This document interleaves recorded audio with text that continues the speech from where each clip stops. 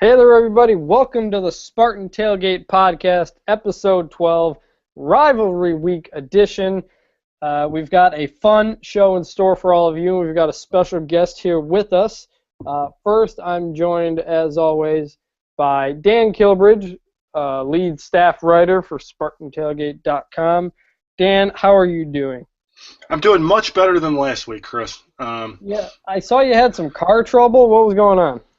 Oh, well, I needed new brake pads, number one, but I also had a spare tire or a flat tire that just wouldn't come off. You know how you can't get it off of the axle sometimes. So I'm like karate kicking it, and nothing's happening. But tell you what, I'm thinking potential advertising down the road. Brogan's Tire on Michigan Avenue.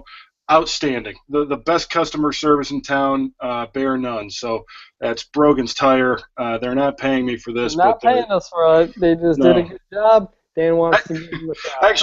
I worked from their waiting room today. I did the Pat Narduzzi story about his kids being teased from the Brogan's Tire waiting room. So it was good.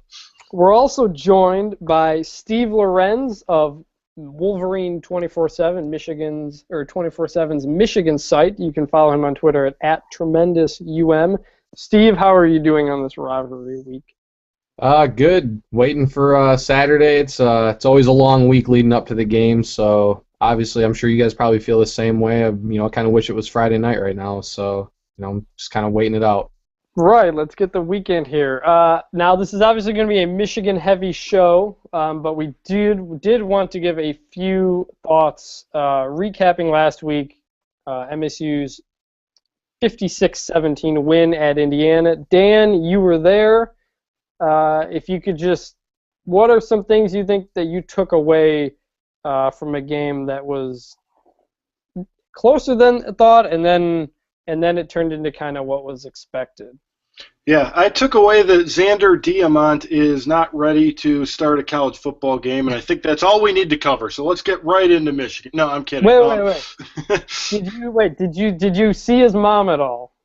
I did not see her in person. No, the tractor girlfriend from Seinfeld with the gonorrhea story was. I did not get a visual. So in that sense, my weekend was a failure.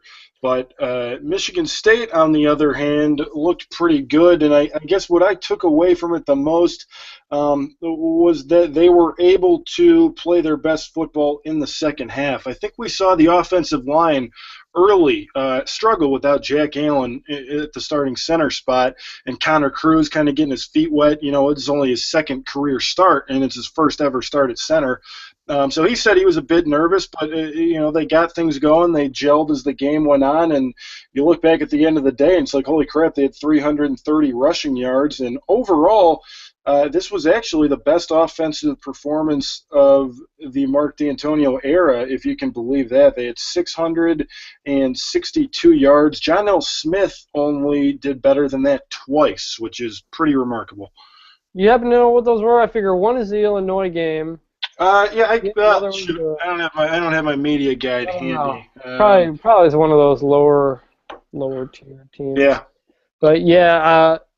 Illinois was the big one, though. I think it was 705 in 2006 when they just steamrolled Illinois. And everyone, you're right, 2005. It just seemed like everyone was picking Michigan State to go to the Rose Bowl, and it didn't happen. Yeah, I guess my biggest takeaway was that the team can be a little bit streaky. When they're on, they're really on, and no one can stop them. But when they're off, you get Indiana scoring, going on a 17-7 run and suddenly taking the lead late in the first half there. MSU's not a team, even as prolific as the offense is, it's not a team that can win on cruise control. Not Connor Cruz control, but cruise control. So you saw it in the Oregon game where they were doing nothing, and then all of a sudden they put together like 4 or 5 straight scoring drives, and then nothing for the rest of the game. They seem to be like all or nothing for periods of time there, and I think that inconsistency hasn't cost them. It almost did, at times against maybe Nebraska or Purdue, but that and the kicking game. Michael Geiger missed his a kick in his third straight game, I think that is. He's 7 for 11 on the year, 2 for 5 from at least 40 yards after only missing one total kick a year ago and going 4 for 4 from 40 plus.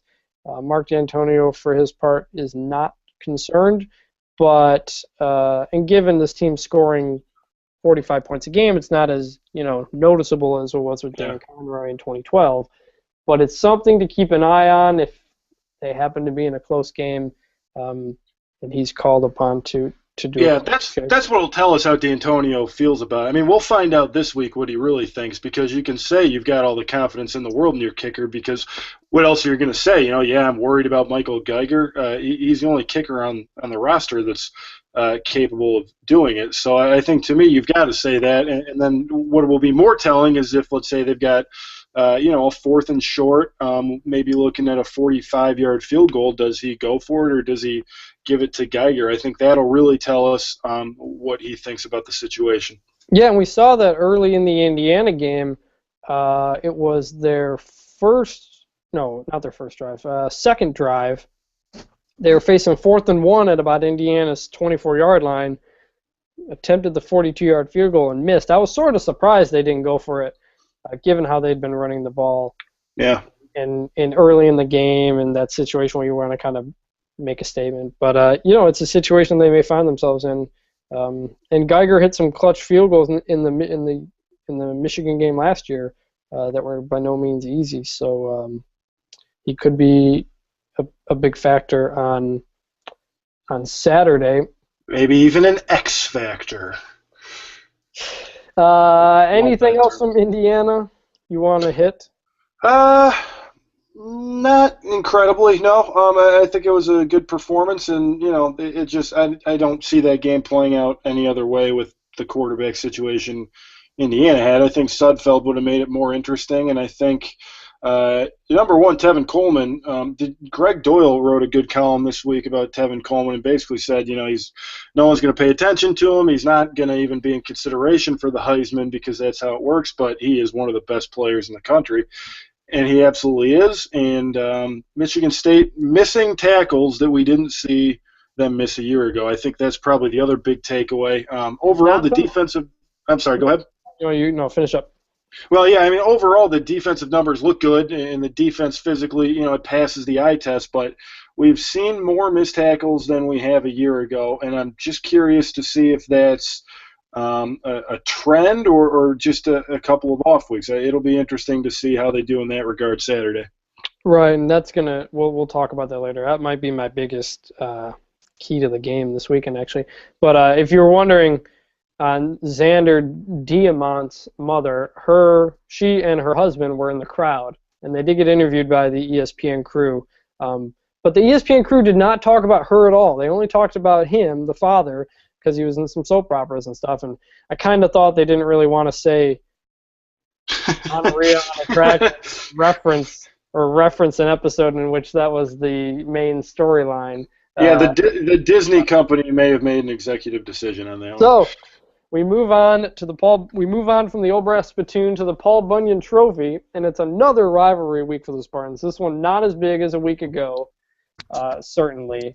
But the Michigan Wolverines come to town, and Steve, we bring you in here. Been an interesting year for Michigan. Before the year, I was high on them. Dan was not.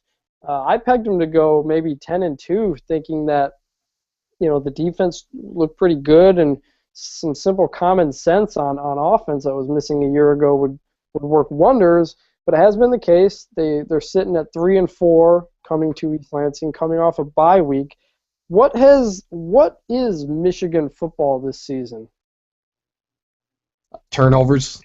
I mean, there's really no other way to you look at the 3-4 record and you look for points at what what makes it a 3-4 record at this point. It's all about the turnover margin. The defense has actually played pretty well. Obviously, the secondary got embarrassingly exposed by Gary Nova out in New Jersey a few weeks ago. But besides that, I mean, the defense overall has played a pretty solid brand of ball. Offensively, yeah, like you said, should have maybe. I don't really even know what the answer is right now. The way Devin Gardner's, I don't want to say he's regressed. I kind of look at Gardner as a guy who's been in a major transition. I think the last 4 years, whether it be coaching changes, position changes, or whatever, he just has never really been able to get comfortable with a system or a coach. I think it's really hurt them offensively. I think they have the skill players offensively to perform better than what they have. It's just been a turnover fest on the offensive side of the ball, and it's really almost no other way to point at, nothing else really other to point at as far as why they're currently 3-4. And going back to what Chris was saying, I wasn't very high on Michigan going into the season just because I thought the offensive line was incredibly underwhelming last year and really hurt them, and I didn't see them getting any better when you lose Taylor Lewan and a couple other starters. So I guess right now I think when your offensive line isn't up to par, that makes everything else look worse. And I think that there are ways you can hide, say you've got a bad quarterback, you can kind of hide that and kind of win without him, sort of like the Ravens did with Trent Dilfer, for example. There are ways to go around that. But if you had a bad offensive line, there's really no way to scheme for that unless you're going to go like in Indiana, where it's you're getting rid of the ball immediately, and those guys don't have to hold their blocks. I just think up front, this team doesn't have the talent to run what Hoke ultimately wants to run. I mean, Steve, is this offensive line as bad as I think it is? I'll try to put it this way. It's bad, but it's not as bad. I definitely think they have improved since last year, to be honest with you. I think what it is, if you were to put the film in on Michigan and kind of start to watch them, the offensive line's definitely been inconsistent. But the one game I kind of go back to and look at is the Notre Dame game. You had a situation where you got Gardner, who's consistently holding on to the ball far too long in the pocket. I know there was a nice screenshot by a couple writers out there on the play where Jalen Smith nailed him from behind. He fumbled the ball. Notre Dame recovered, where J.U. Chesson was open by about 15 yards down the middle of the field. It would have been an easy touchdown.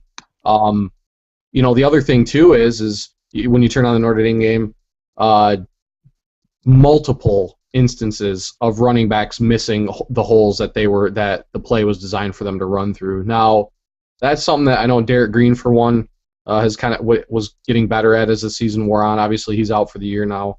Devion Smith still kind of struggling with that a little bit. I wouldn't be surprised to see Michigan. I guess I'm kind of hoping if they're intelligent to maybe use Justice Hayes a little bit more. Obviously, he's no Tevin Coleman, but he is a little bit of a quicker back. Can get through that zone a little bit quicker. Maybe force some of those missed tackles you guys are talking about. But overall, going back to the offensive line, though, I actually think as a unit, it's been better this year. It's still not great or even good. They couldn't do much worse. Yeah, no, they really couldn't. And, which kind of, like I say, they're in a relative sense, they're better, but they're not where they need to be still. They're still too inconsistent, I think, for them to, like you said, to maybe run the kind of schemes that the archaic 1915, 1920s schemes that Hoke seems to want to employ. So it's a mix of everything. I think the quarterback play has been the biggest reason why they've struggled offensively. Personally, with Gardner, is it an instance of his eyes looking at the line of scrimmage because he knows how much pressure is coming, and so he doesn't see a J.U. Chesson open by 15 yards? Do you think? Yes, absolutely. I think in a way, last year really kind of shell-shocked him a little bit. And, actually watching the game against Penn State, you could kind of start to see the same thing with Christian Hackenberg this year, where, he's dropping back to pass and he's almost just kind of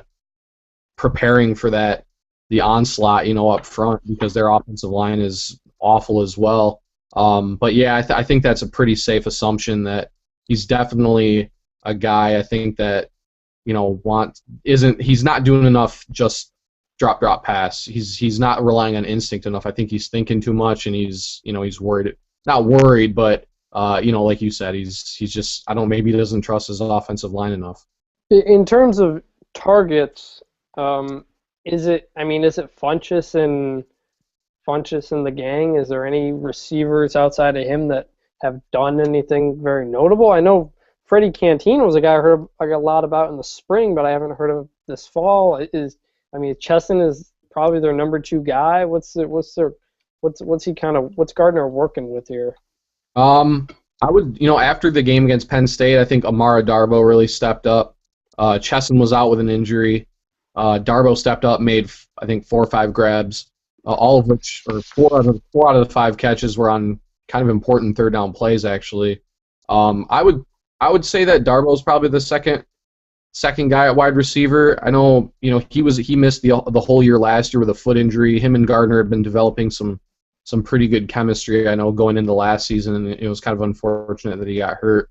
The one guy that I think Michigan may use a lot more this weekend, that they have been sort of trying to the last couple of weeks, but I think they'll try even more is Jake Butt at tight end.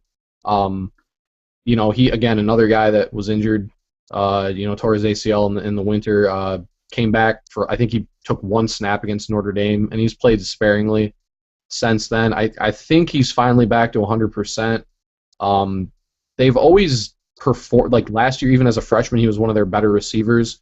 The team has performed well or better offensively when he's on the field more. He's the only tight end I can really look at on their roster and say that he's a guy that can put his hand down and block, but can also run you a good route and make some nice plays in the passing game. Obviously, yeah, Funchess is the guy. Canteen, Brady Hoke has mentioned that they want the Freddie Canteen of the spring period back. Nobody really knows what that means because they don't really tell us anything, but that's sort of that's one of the mysteries, I guess, offensively people have kind of wondered about. He's mentioned it a couple times specifically that they want the Freddie Canteen of the spring back, because even his performance in the spring game, he looked like he was primed to make an early impact. But I'd say Funchess, Darboh, but I assume Chesson will be back too on Saturday. I don't think his injury was anything major, so those are kind of the guys. What about Dennis Norfleet? Probably one of my favorite high school athletes I've ever covered. And I can't remember if I've told the story or not, but I was covering a high school basketball game with Norfleet playing Bay City Western. So it was Matt Costello and Matt Costello's twin brother, who, just picture a bigger, fatter version of Matt Costello, and that's his twin brother. And it was, Norfleet's team didn't have, King didn't have anyone above 6'4", I bet. And Norfleet single-handedly willed them to victory, giving up like 1.5 feet in the paint. He kept driving. He kept attacking the hoop. And it was one of the more impressive individual performances I've ever seen in any high school sport or game I've covered. And obviously the kid can play football too. Is there any way that you see them getting Norfleet the ball in space more? I mean, could they figure out a way to get him more involved in the offense, especially with the bye week? I'm glad you mentioned him because it illustrates the perfect point that Michigan has not used him enough this year either. Right. He's a guy that has, in a way, has sort of become, I would say he's one of the leaders of the team right now. I mean, I think it was after Minnesota, obviously the heat's up on Brady Hoke, but that was probably, I think, the tipping point was the Minnesota game. Norfleet was the guy that came out. He was one of the players in the Monday press conference, came out with a fiery defense of Brady Hoke, saying that the players haven't done their job. It's not on the coaches and stuff. And he was a quieter kid in high school too, and it was really interesting to see him kind of step up and take that role. And then, of course, there was the thing about him dancing on the field against Penn State to get the crowd all riled up and stuff. And it's kind of mind. Michigan fans were mad about that, weren't they? Some of them. That's the sit down people, the sit down people were probably. We call them the green seats here at the Pittman Center. Those are known as the green seaters in East Lansing. But yeah, I saw people complaining about that online. I'm like, of all the things, that's what you're complaining about, a kid out there having fun trying to return a punt. I thought that was ridiculous. But sorry, continue. No, I just think that he's a guy. And I mean, I'm an advocate of handing him the ball off every once in a while too. I mean, he's a dynamic player. Um, they've I feel like they almost tried using him more earlier in the season than they have lately. I don't know if that's by design or just they're taking what each defense is maybe giving them or not. But Norfleet's definitely kind of one of those. I mean, I guess I look at Michigan and I talk to people outside of the program, and the one kind of word that people use with Michigan is slow. And, Norfleet's not slow, and Justice Hayes is not slow. And, these are guys that don't really seem to be getting a ton of touches. And, I feel like, I wrote about Hayes, I think Monday or so, talking about, that he's a guy that should get, be featured a little bit more. And I feel the same way about Norfleet, which, like you said, like you bringing him up is a perfect example. Like I didn't even think about him because, really they haven't used him at all. He kind of plays into my I guess my last question about offense. Michigan's rushing stats are a little misleading. I mean, they're averaging, I think, 4.6 yards per carry as a team, which is pretty good. But then when you look at it against Power 5 teams, they're down to 3.2 yards per carry when you take out the Appalachian State game in Miami of Ohio. I look at Norfleet and I look at Michigan using him in a way MSU has used R.J. Shelton on a lot of jet sweeps, and not just when he's in the game, he's getting the ball, but using him as a fake, different types of things. In terms of running the ball, I know Derek Green's out for the year. He seemed to assert himself as the top guy there. What has Michigan done in the running game since Green went down, and do you expect them to be able to move the ball at all this weekend? I mean, obviously, we're not expecting minus 48 yards rushing, but, I mean, obviously, people know the stat, if you run the ball, you win this game. What do you think Michigan has done, will try to do when it comes to the rushing game? Yeah, I don't think they can just put all their chips in the Devion Smith table and expect to be able to run the ball successfully. I mean, it's pretty much an afterthought right now. Michigan State's defense will have some sort of schematic advantage when you compare their front seven against Michigan's ability to run the ball, which, again, is, like you say, and we've just been talking, is why they need to get those other guys involved, because it gives them something different. I thought, and maybe you guys could elaborate more, but Coleman looked like he had some decent success, especially in the first half, in getting through there.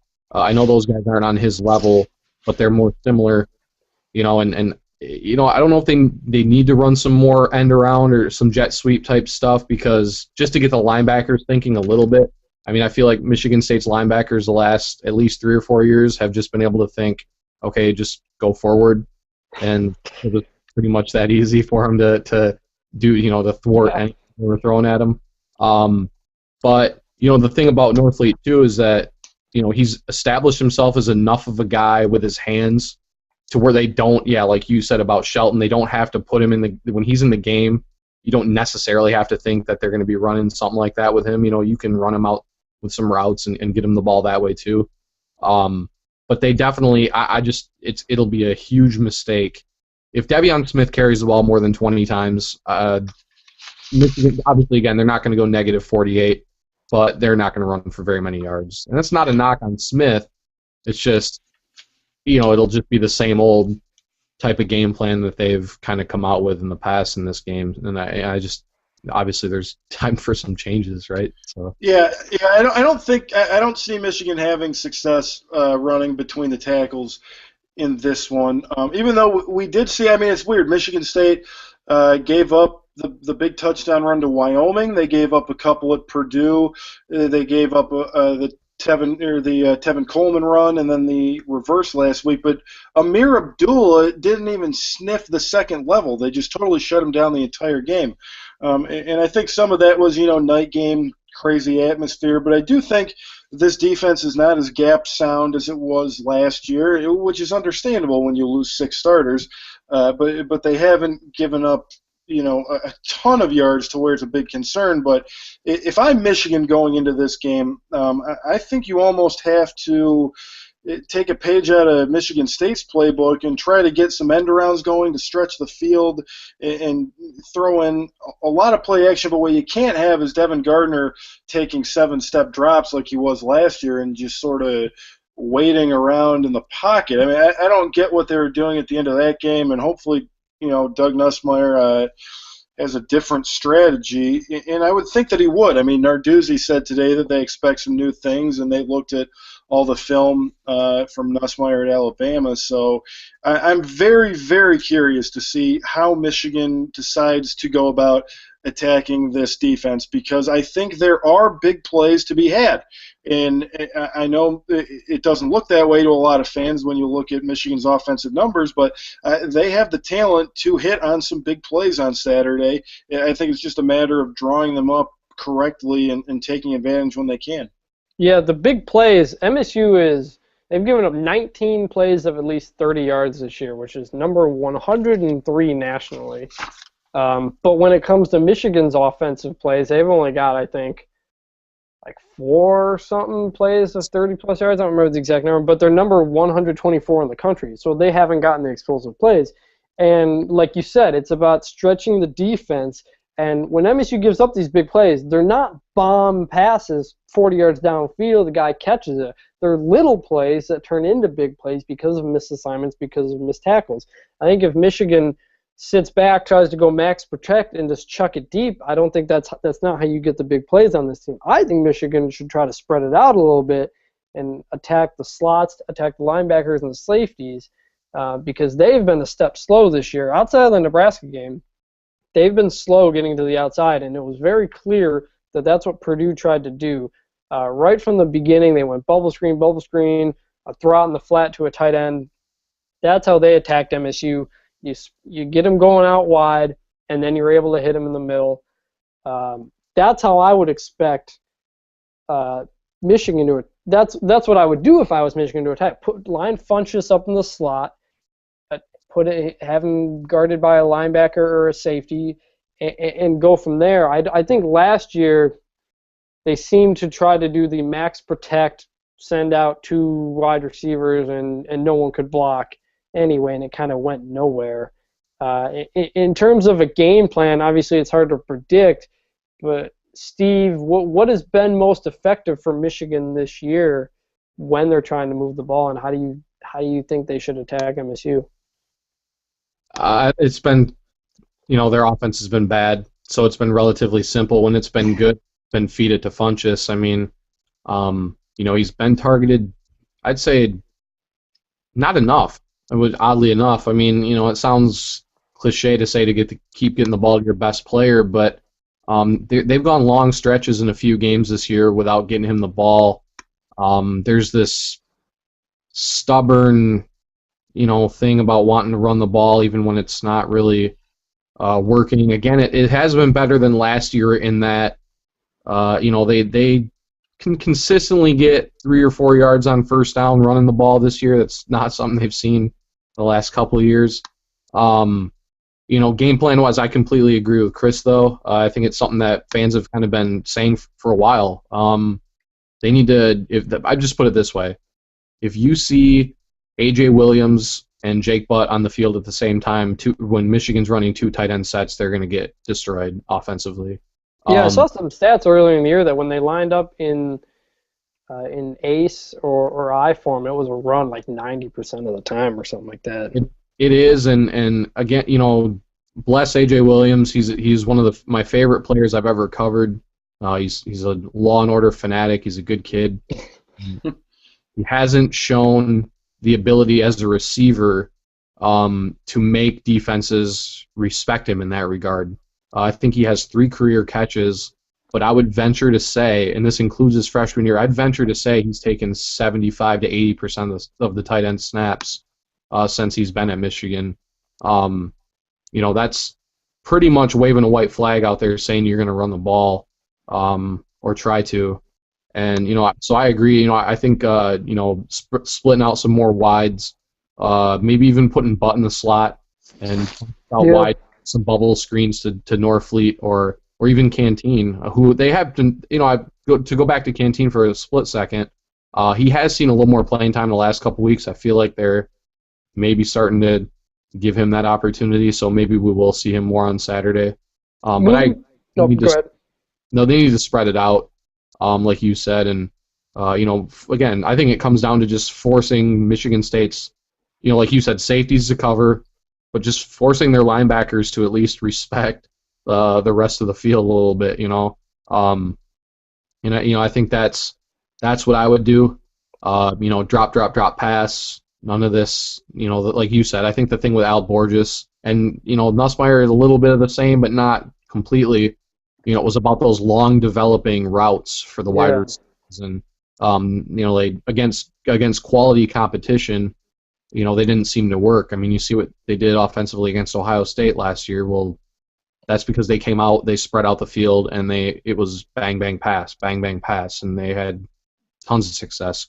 I know Ohio State's defense was pretty bad itself last year, but that's kind of the idea. Yeah, I think it's got to be short stuff, get the ball out of Gardner's hands, don't allow the blitz to even have a chance to get there. That's what Indiana tried to do. I mean, they couldn't with the quarterback, but that's what Purdue's done.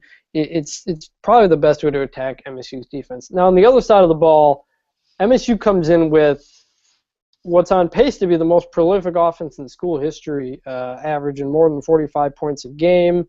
They're running pretty good. They're passing really well. Cook's in conversation for a first-round pick, leaving early.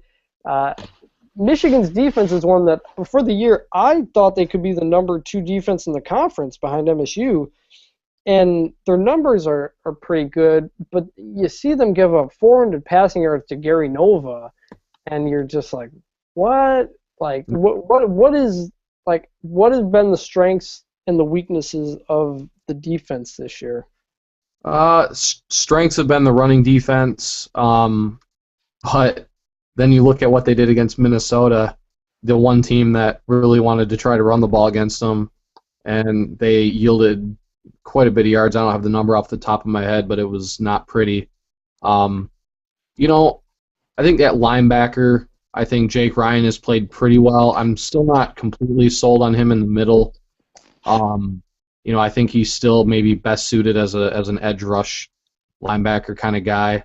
The secondary has been inconsistent. They've either looked pretty good or pretty badly. I know Blake Countess has kind of had a difficult time adjusting to more man schemes. He thrived last year as a zone type player. He's definitely had a tough go of it this year. I know he was sort of responsible for the touchdown against Penn State, but he got destroyed against Notre Dame. Utah, he didn't look that great either. Their front seven's solid. I think their front seven's pretty good. I mean, in the middle, the interior of their defensive line is deep, and it's very, very talented, and it's also very young. Frank Clark has started to maybe step up a little bit, as a guy. He's kind of had a lot of hype in the past. I think that died down a little bit this season, but he's become a pretty good player for them at defensive end. They haven't really established that identity. I think that they've been looking for. I know, everyone likes to rag on the recruiting rankings, but Jabril Peppers is a guy I think they really miss in the secondary, even though he's only a true freshman. I think he's a guy that if he had played all season, he would not only be a starter, but he'd be an excellent player. When he's been healthy and been in, he's been incredibly effective. So, do you think he's out for the year? Or, I mean, I know they don't talk about injuries at all, but he hasn't been played for a while. Do you think there's any chance he plays? I think there's a slight chance. Again, I'm going off of only a couple things I hear, and not obviously nothing that the coaches give us. If he doesn't play this week, I don't know when he's coming back. There's obviously all the everyone likes to paint all their conspiracy theories about it, but he's definitely hurt though. He's had an ankle injury. Pretty much, I think it was since the second quarter of the game against App State, he hurt himself. So, he's been off and on. I think he's played a total of about 6 quarters this year. Just pretty disappointing. Again, there's a guy who was gonna walk in and take one of those starting corner spots. Him and Jordan probably would safely beat out the incumbents from last year. Is pretty impressive, but they miss him. They miss Delano Hill's another guy that nobody really talks about, but strong safety's been a major hole for them, especially in pass coverage, which I expect Michigan State to exploit. Delano Hill may be back on Saturday also, and that would be a really big boost for them because the Jeremy Clark DeMonte Thomas combo hasn't really gotten the job done yet. Yeah, and going back, obviously Peppers would probably help in this one, and maybe now he's looking at a red shirt. But going back to what you said about the front seven being good, I agree with you. I think this is probably the best front seven Michigan State has seen so far this year. Nebraska's was respectable. I think Michigan's might be better. What was that? It's on my phone for some reason. The call went to my phone. So my bad. No, you're good. I was making sure nothing was going to explode. But going back to, I just think that this is going to be really interesting to see if Michigan State can establish the run here, because I do think they want to test Kaunis in some of those coverages and see what he can do. But really, I think this could come down to Michigan State being able to run out of a traditional set or not. I'm guessing because of Michigan's front seven, they're going to go with a lot of end-around stuff like we've seen early in the non-conference, where it's sort of this package and they can do a lot of different things out of it. I think they're probably going to try to go with that a lot.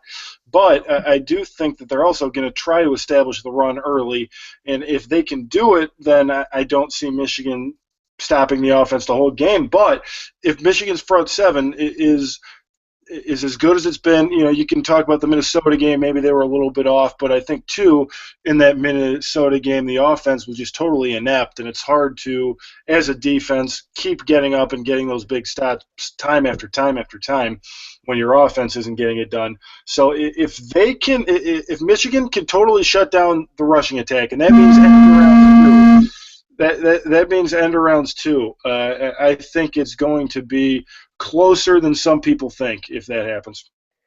Yeah. Go ahead. Okay, I'll go. No, I was just going to say, when saying about testing Kaunis, I expect them to use him in the slot as much as they at least try to get him away from Lippett, especially. I'm guessing that Jordan Lewis is probably going to get the assignment on Lippett on Saturday.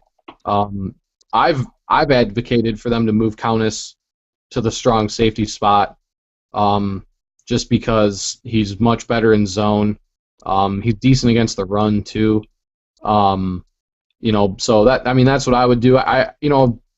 Their front seven is going to do their thing, but I don't think they're infallible by any means. Though I definitely think Michigan State, can outmuscle them up front. I mean, they've done it before against some solid Michigan front sevens.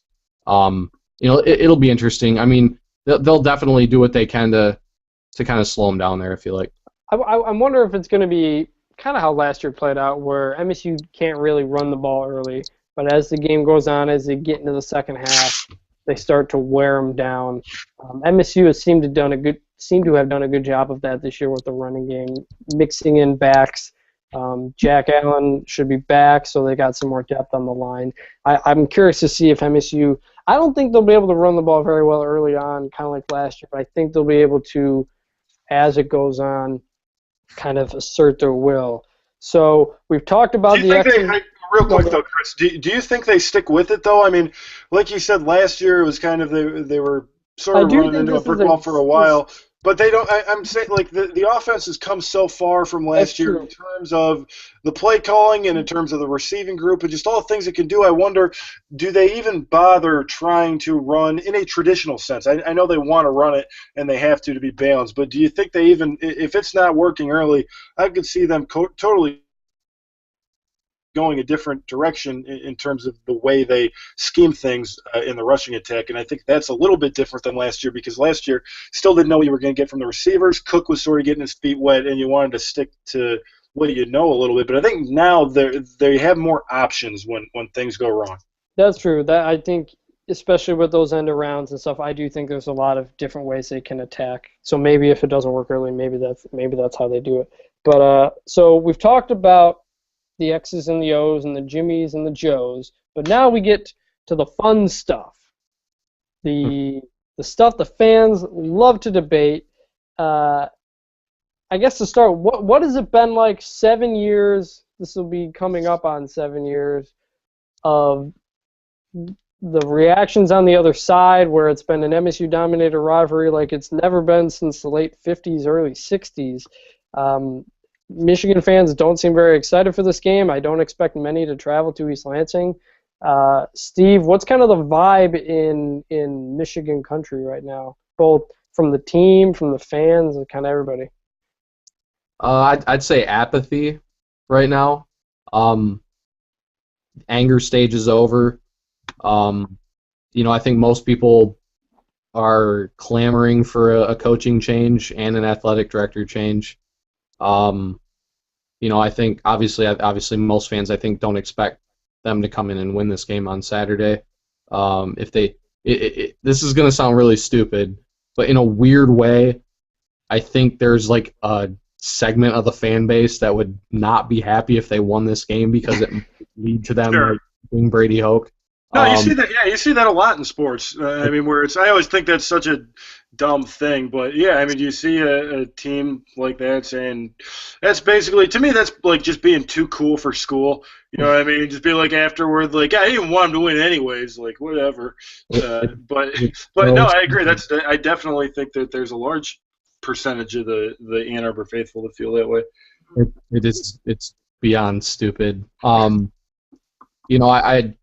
I think it's just as far as the last 7 years, it's a foreign feeling. I think especially going into maybe this year, whereas I think you could at least make the argument out of since D'Antonio's been there, at least going into that Saturday, I think most people felt like Michigan had a chance to win the game. This year, I think it's a little bit of a different feeling. I think it's more of a hope and a prayer type feeling, as for those fans that that actually want them to win. So I guess it's not a foreign feeling in that I think unless you're completely jaded, that Michigan State's here to stay as long as Mark D'Antonio is the head coach there, and but at the same time, it's from solely a Michigan standpoint, I think it's definitely an apathetic feeling towards this season in general, and this game kind of encompasses that, because I think most people are just going to crawl into their basements and watch it and then maybe drink for the rest of the night or something. I don't know. The sense I got was that MSU and D'Antonio didn't fully get that 100% belief and respect from Michigan fans that they are there to stay, like you said, until last year, because you had Rich Rod, he's bringing the spread, doesn't work. You have Hoke, wins 11 games, he's bringing in all these top recruiting classes, and then you're reading story after story about the Big 2, Little 12, Big 2, Little 10, coming back, a new 10-year war with Urban Meyer, and a lot of MSU fans, I think, took offense to that because of what they had done with under-recruited players. And I think last year was the final stamp on, this is how MSU does things, this is how they're going to do things, and it doesn't matter what sort of recruits you do or don't bring in, whatever MSU brings in, it's probably going to work. It felt like last year was the first time that there was that acceptance on that side, and not as much hatred, excuses, optimism. Is that kind of how things? Am I in the ballpark here? No. If you're a sensible person, you have to look at the results. There's really no other way to kind of approach it. What they've done is impressive, and I agree with you as far as the maybe jumping the gun with the 10-year war and the stuff with Ohio State, and Hoke won that BCS Bowl with a lot of players that he didn't. Well, none of the players that he really recruited, and Right. I think it's kind of one of those things where, from the Michigan State standpoint, I think they've kind of obviously you guys have waited a long time for something like this to come along, and I think it's turned from Michigan standpoint. I think it turned into almost like a begrudging respect, I guess, especially for D'Antonio and Pat Narduzzi for what he's done defensively. And from most fans, again, you're always going to have your your crazy segments of the fan base that think that well, Michigan's down, Penn State's down. Once those two teams and even I guess Wisconsin's not really down, but once those two teams figure it out, it'll be whatever quote normal is. Obviously, I think most by that at all, and have kind of just come to realize that this is the way it's going to be, and even when say Michigan gets back to where they should be and have been, which I think they will eventually, it's not going to really change the success that Michigan State's had and will have in the future. Now, we got into kind of a Twitter discussion Tuesday when I brought something up, just kind of out of when I was reading Michigan player quotes about this is, it's just another game, blah, blah, blah. I feel like that comes off almost as disrespect to fans than otherwise. And I posed a question, if they were to, Hope did say it Wednesday, but the players didn't on Tuesday. But if you just say, this isn't another game, this is a rivalry. Internally, I absolutely believe that they take this game way more seriously than they would at Purdue or something like that. They've got a countdown clock. Even before Hope, back when Lloyd, you always got the sense that MSU was a red-letter game for them internally. But it was always this kind of vibe not to let it out externally. And MSU fans are always quick to jump on, oh, I thought we weren't a rival. Now you're talking about us, which is as annoying as anything. But then you've got Denard Robinson saying, they're the number 3 rival or they're not a rival. It keeps that conversation going. It worked, you know what I mean? Like that would drive state fans crazier than anything.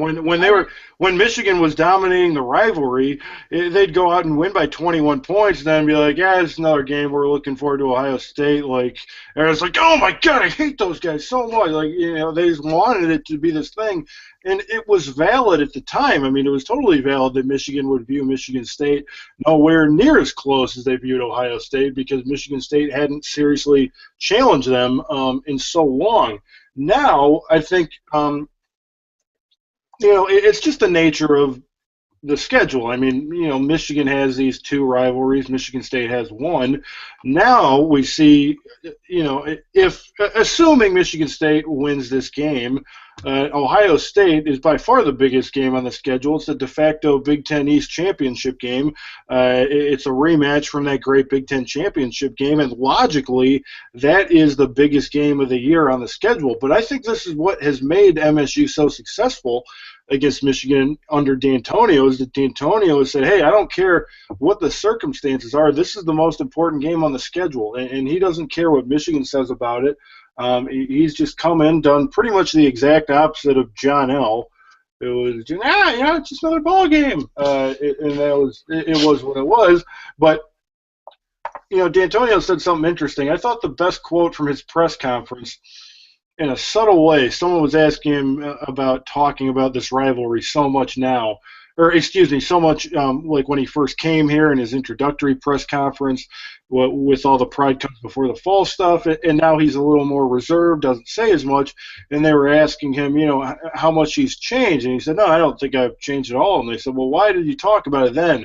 And he said, something needed to be said at the time, and I think that's right. I mean, they'd had their butts kicked for so long, and at a certain point, you can't just take it. You have to at least attempt to fight back and make it an important thing, and they've done that. And Michigan now, I don't know. I don't blame the players for the way they've handled it. It's a lose-lose. Like when you're when you're below 500, and we know this from covering Michigan State, we've seen plenty of below 500 seasons.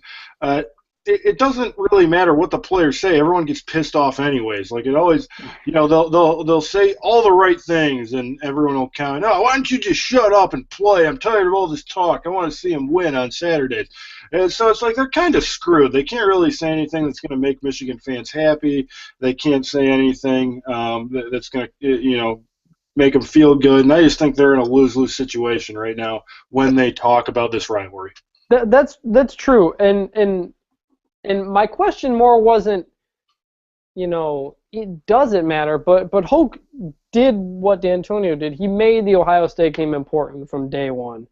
And I guess my question is, would it make a difference if externally they talked about this, like D'Antonio talked about it when they lost, when they weren't as good, when the rivalry was the other way around. Steve, do you think Hope or whoever the coach is or the program in general, really, do you think? I believe they do internally, but externally, do you think something needs to be said? Do you think it would make a difference if it was?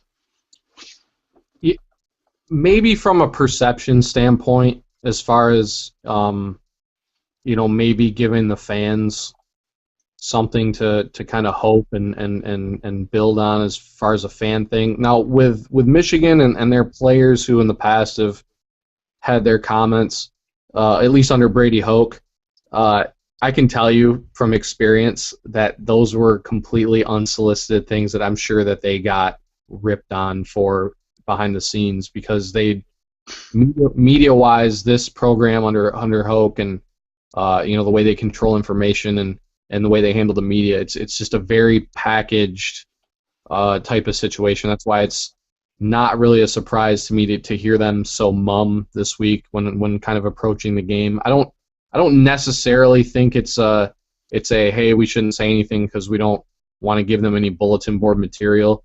I think D'Antonio's made it pretty clear that, like you guys said, this team, Michigan State, always gets up for this game every year, and they've shown that they do on the scoreboard and off the scoreboard.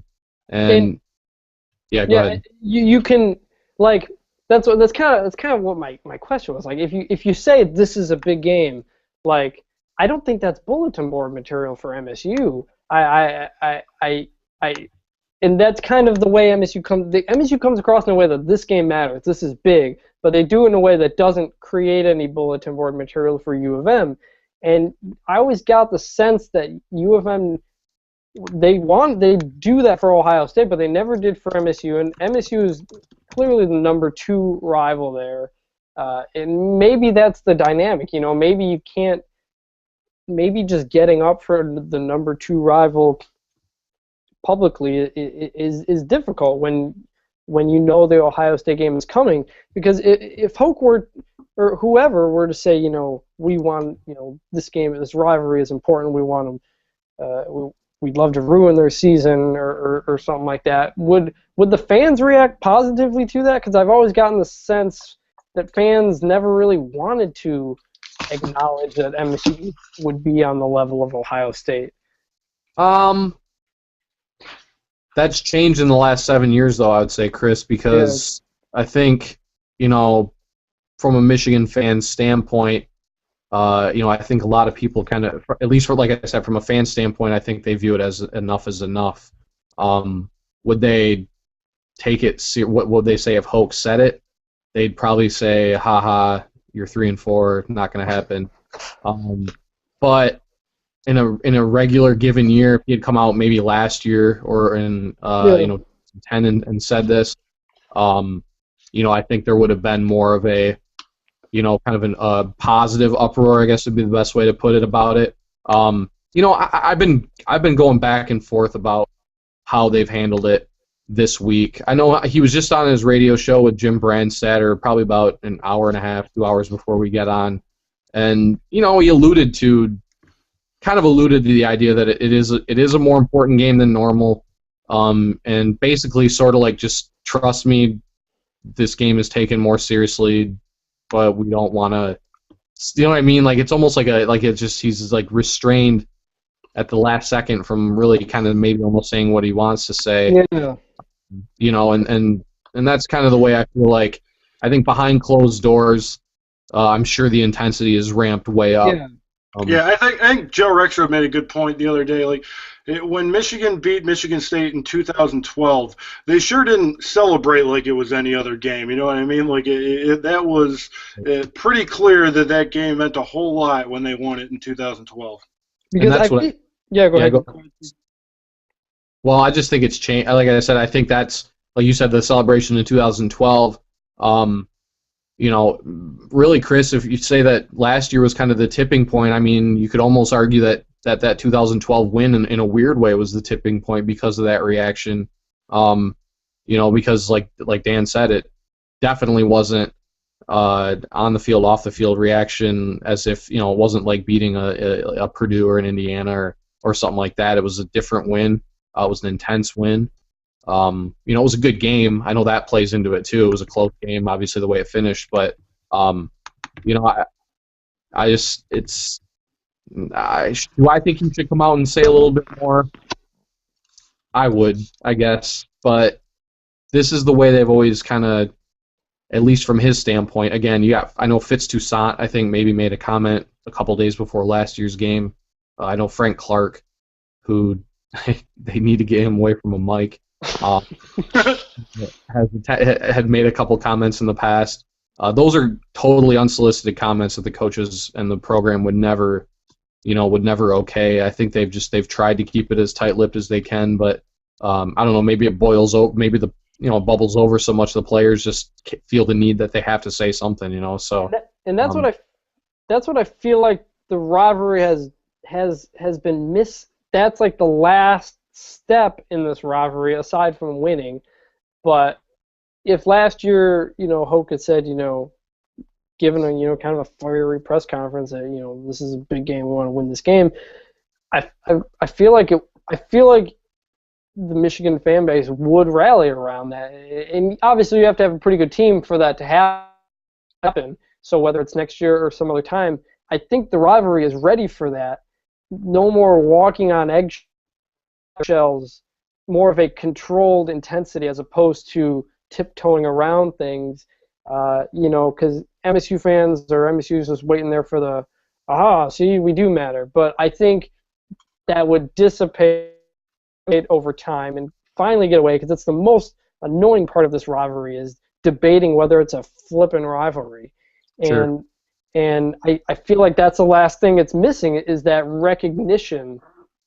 So I do think it would come across well to the Michigan fan base if there's a new coach and at his press conference he goes, Ohio and Michigan State, these are the two games that we need to win. I think that would be met well, and I think MSU fans would throw a little party at the beginning, but by the time the game came around, everybody would just be fired up and you'd get intensity as opposed to this kind of walking on eggshells type of feeling you get when I see that.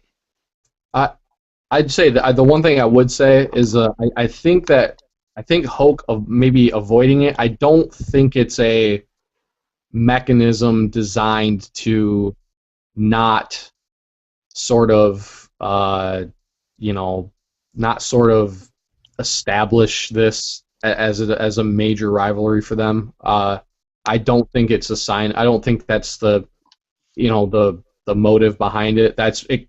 I mean, I'm not saying it's not for sure. Obviously, I don't know. There's no doubt that Michigan. I know Hoke has a ton of respect for D'Antonio. He's praised this year's team. He's praised him continuously. He did last year too. I don't think that's the way Hoke goes about things personally.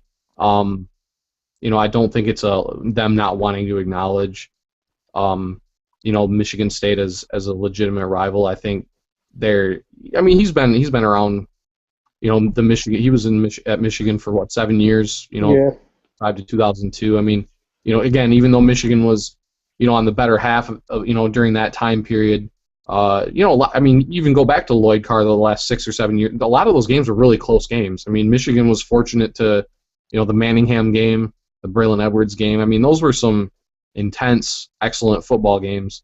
And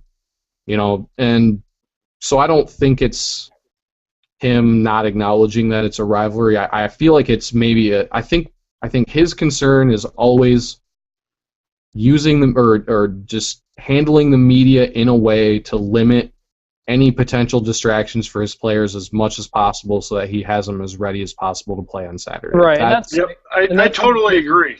I totally agree that it's not a conscious thing on his part. And he did come out today and say, you know what, it's a doggone big game. He came out today and said some things that say, hey, this is an important game.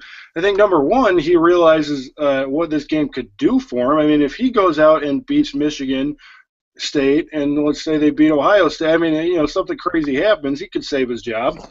And I just think that, number one, I hate that coaches and athletes are in that position where they think they can try to control the message. And I think we're in a day and age where everyone kind of sees through the calculated messages and decisions. And I think we'd be all better off if coaches and players were more upfront in that sense and not so calculated.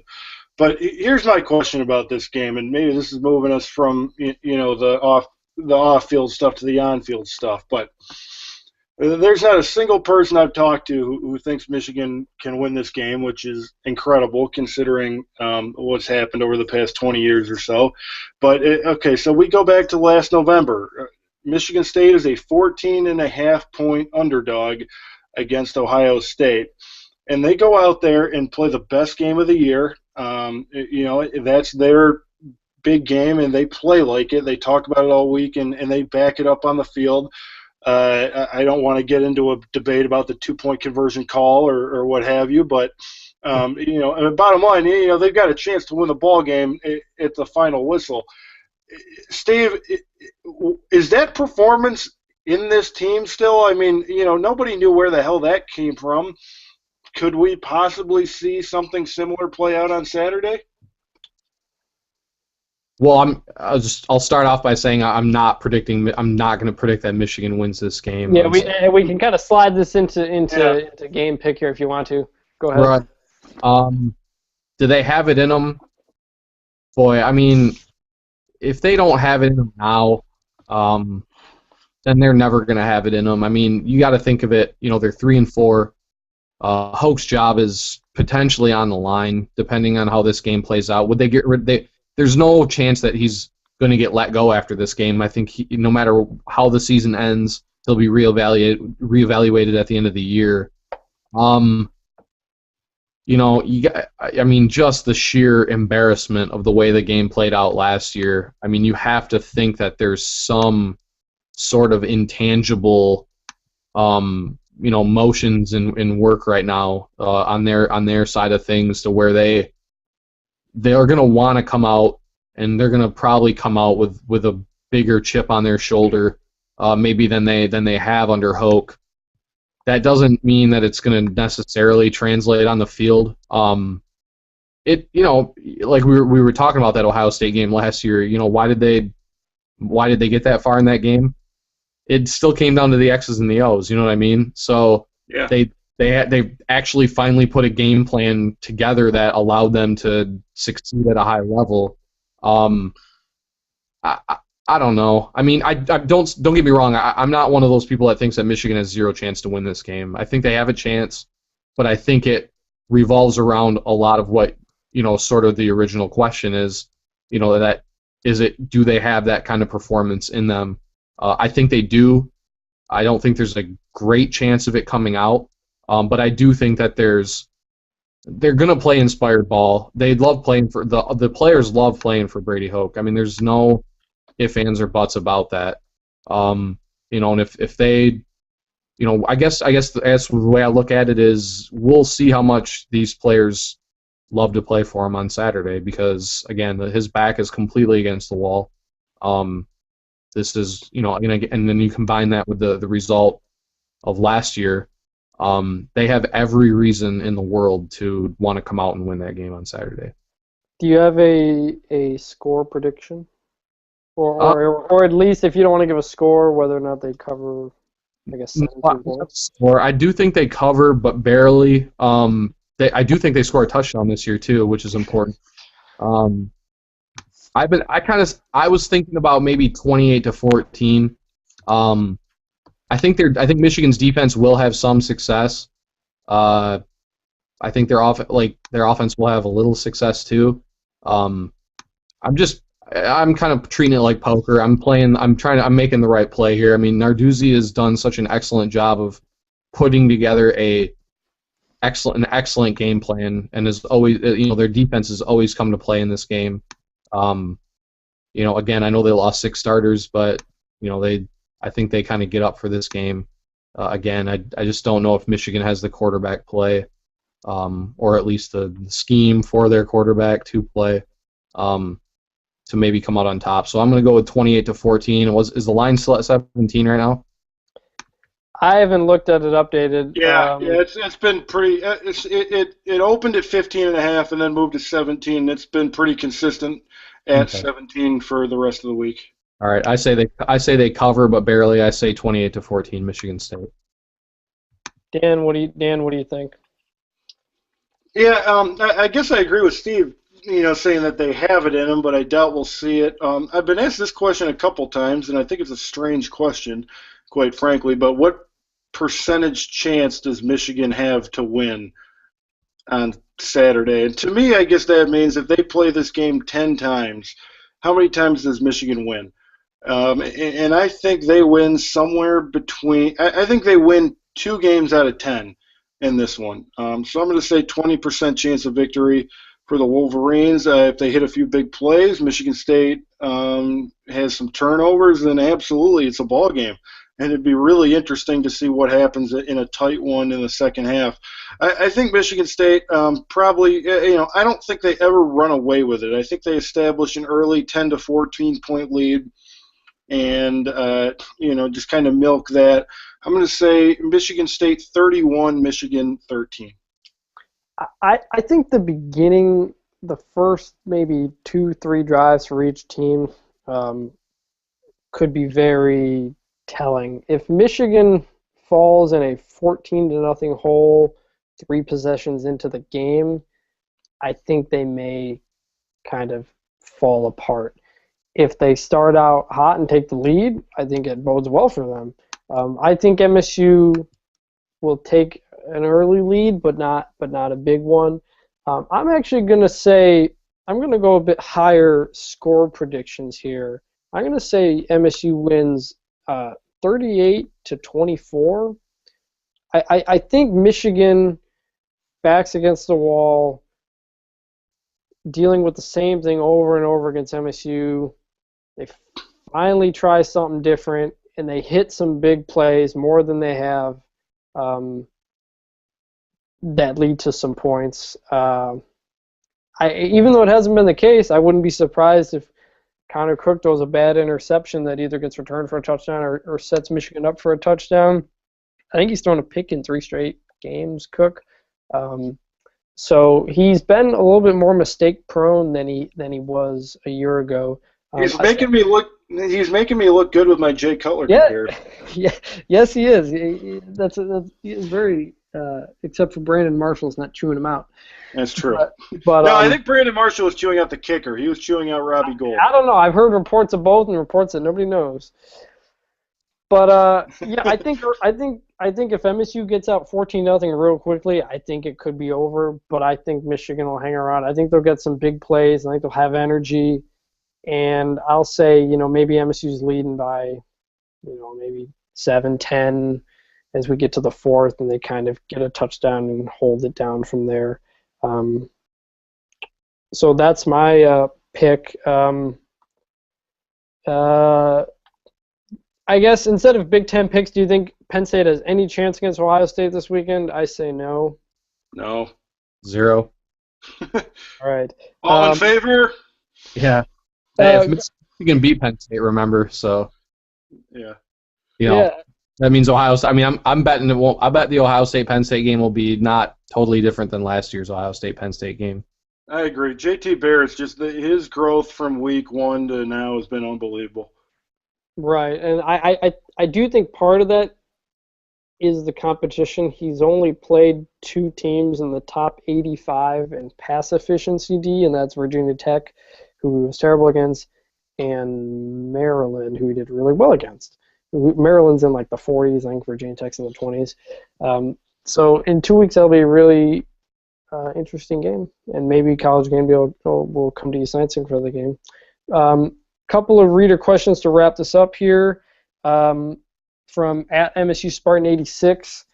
Has MSU been holding back anything since the Oregon game, offensive formations or defensive schemes to bring out for Michigan and or Ohio State?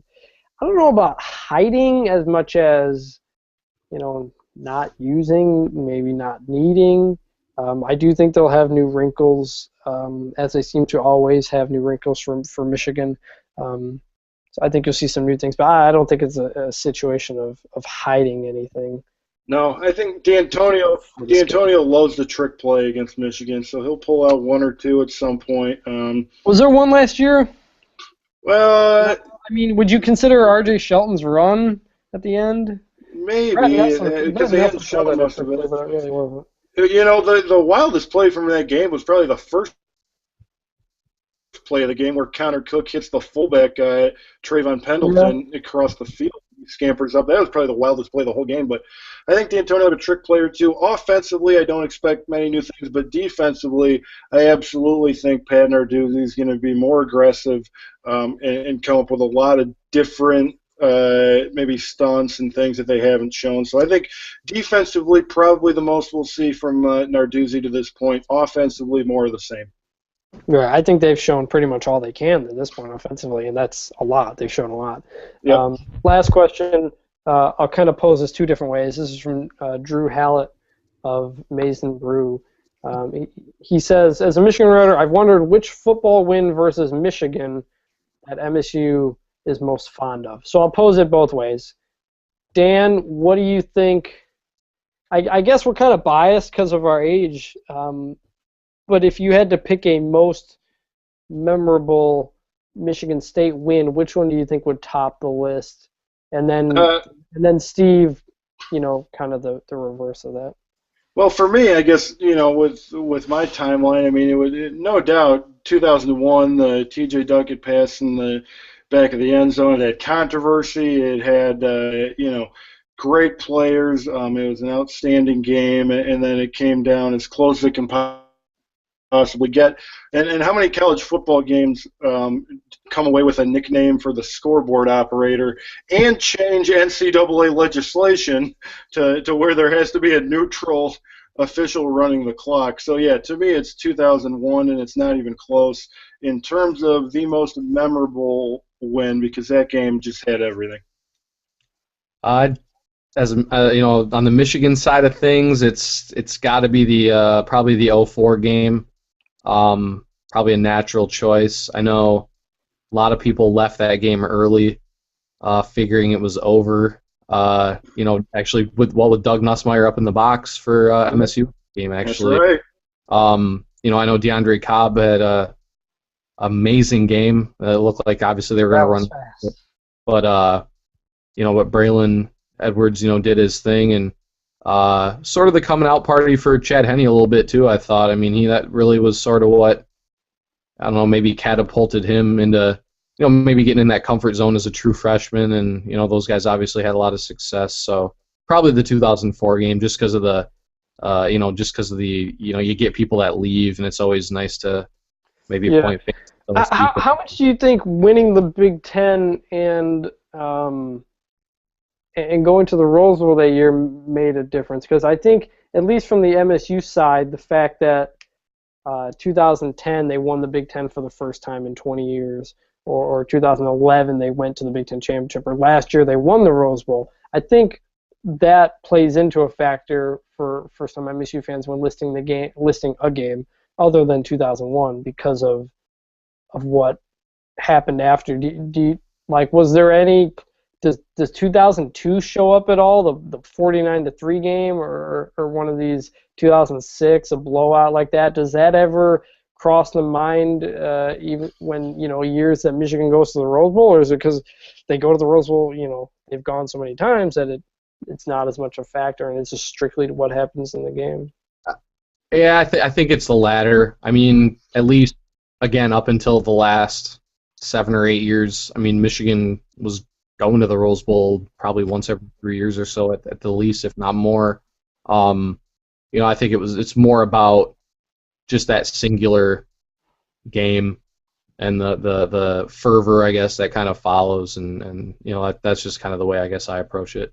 Yeah, I think maybe in future years, 2013's game will have a unique space because of the pounding and the physically just overwhelming and minus 48 rushing yards and facing fourth and almost 50. I will say that the minus 48 yards is kind of bogus because they count sacks in that, which they don't in the NFL. And also there was that one fumble over his head that went 30 yards or something like that. So it's kind of where that number comes from, which is why I don't think we'll ever see it again. That was another question I got, but I don't think we'll see it again. But yeah, any final thoughts on the game from either of you two? I think we've hit everything. I think we're going to get a good gauge for the age of our readership after those Michigan games, where we didn't include any game earlier than 2001. Right, that's most memorable.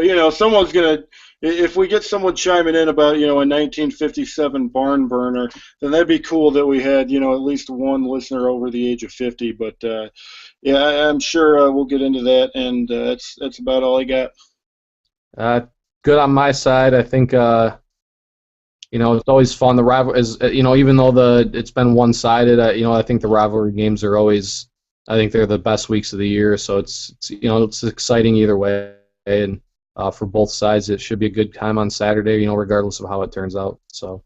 I will say I was surprised that MSU was able to spray paint the block M at the diag. I don't know if I've ever seen that in my time. Maybe the internet's a factor for that, but I'd always been under the impression it was being guarded. Embarrassing. So I was surprised to see that this morning. I imagine Johnny Spirit and the MSU band members are on high alert in East Lansing because they've gotten Sparty quite a few times since 07. I think it happened in 07 after the game. I know it happened this April. I know some fans put some shirts and stuff on them a few years ago, but I was very surprised that got through, and I think it speaks to the apathy that you mentioned earlier today. So I'll finish this up with a plug for 24/7 Sports. You should buy VIP access for all. It gives you access to the whole site. It gives you access to Spartan Tailgate, gives you access to Wolverine 24/7, all the latest recruiting news and inside news and notes you won't get anywhere else. You should do that, and you can follow these other guys here on Twitter. Dan is at MSU-DanK. Steve is at TremendousUM, which is one of the most unique Twitter handles I've seen out there. It really makes you stand out. It's a good one. Good. I'm at Chris Vanini. And God, how unoriginal. Yeah. If you search my name, it's the only thing that comes up. It's pretty good. And my wife, her last name used to be Moore, and now it's Vanini, so it's a lot better it's a lot more unique, very Italian. That'll do it from us here. Thanks for listening all the way through. So if you have, enjoy the rivalry weekend. We will be back again next week to talk about this game and the bye week and everything. So thanks again for everybody listening to the Spartan Tailgate podcast, and we will talk to you guys later. See ya. See ya. See ya.